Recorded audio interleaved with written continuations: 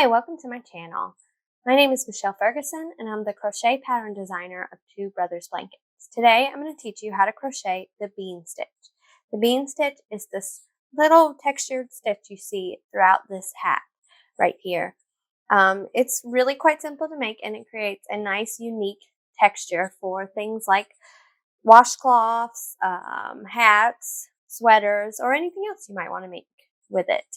For this tutorial, I am using a ball of We Crochet Mighty Stitch worsted yarn, and I have an H5mm crochet hook. This is a Furl Streamline wood hook.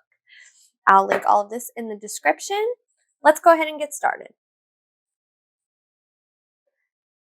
All right, for this tutorial, I am going to chain an odd number of chains plus 1 to start. So I'm going to go ahead and do 22 chains. All right, I have done 22 chains. I'm going to work in the back bump of my chain. So I'm going to turn my chains around and work in these little bumps. So I'm going to start off by doing 1 single crochet in the second chain from my hook and in each chain across. So I've got my chain that's connected to my hook right here. I'm going to work into that next back bump. That's my second chain from the hook. So I'm going to go ahead and do 1 single crochet in the second chain from hook and in each chain across. Okay, we're ready to start our next row, which will include the bean stitch. I'm going to chain 1 and turn my work. All right, I'm going to single crochet in the first stitch. I'm going to insert my hook into the next stitch, yarn over, pull up a loop.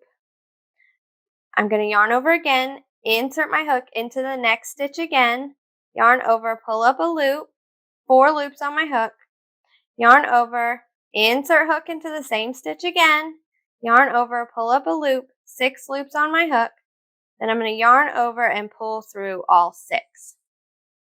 And now I have completed a bean stitch. Now I'm going to do a single crochet in the next stitch. Occasionally you will see a chain 1 after the bean stitch, but for this pattern, I did not do a chain 1. So I'm going to show it to you how I did it. So I did a single crochet into that next stitch. Now this next one, I'm going to do a bean stitch again. So I'm going to insert my hook into the stitch, yarn over, pull up a loop, 2 loops on my hook, yarn over, insert my hook into the same stitch, yarn over, pull up a loop, 4 loops on my hook, yarn over again, insert hook into the same stitch, yarn over, pull up a loop. Then I'm going to yarn over and pull through all 6 loops. And occasionally, it likes to be difficult. All right, now I'm going to single crochet in the next and work a bean stitch in the next.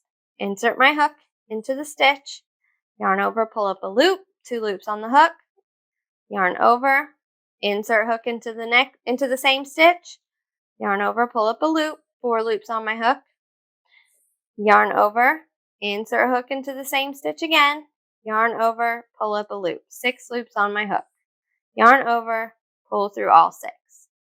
And I'm going to continue that all the way to the end of my row.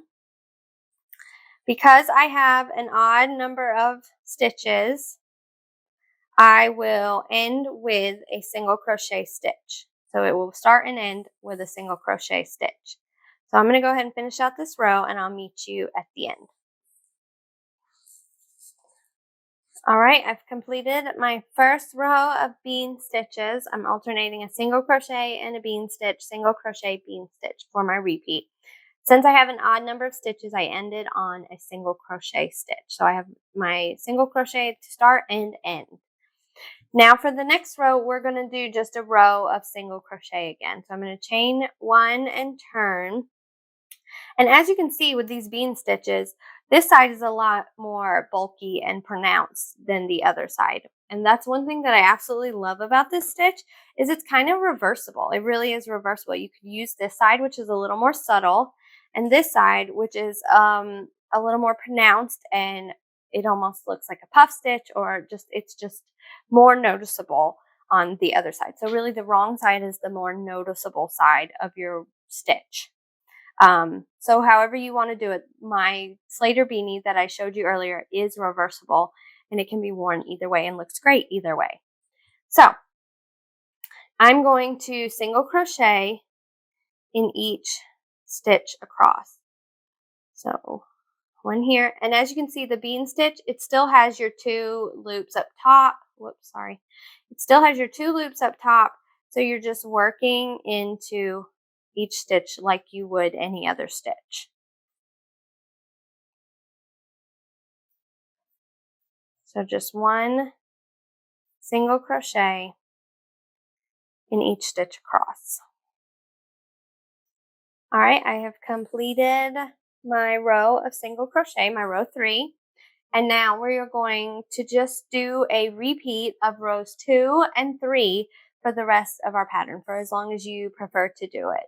So I'm going to chain 1, turn, single crochet in the first, bean stitch in the next. So insert hook into my stitch, yarn over, pull up a loop, 2 loops on my hook, yarn over, insert hook into the same stitch, yarn over, pull up a loop, 4 loops on my hook, yarn over, insert hook into the same stitch, yarn over, pull up a loop, 6 loops on my hook, yarn over, pull through all 6 loops.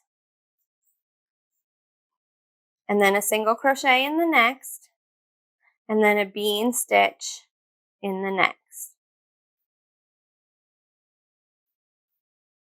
And you'll repeat that all the way across, ending with a single crochet in the last stitch. All right, I've completed a repeat of row 2 for my row 4, and now I'm going to repeat row 3, which is single crochet all the way across. So chain 1, turn, 1 single crochet in the first stitch and in each stitch across.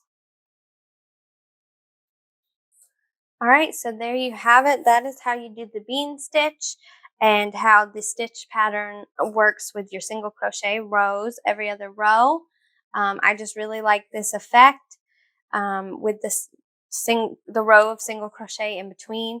It's reversible. You can use either side as your right side. You can work this in the round in the exact same way that you do in the rows. You would just be joining and turning each round. And as far as decreases go, the best way to do it is, and how I do it, is to decrease in those single crochet rows. So do a single crochet decrease in the row around that you're doing just single crochet, and then work your bean stitch row as you would. And I find that's the easiest way to do a decrease for this stitch. If you have any questions, let me know in the comments. I hope you'll like this video and subscribe to my channel. Thank you so much for watching, and have a great day.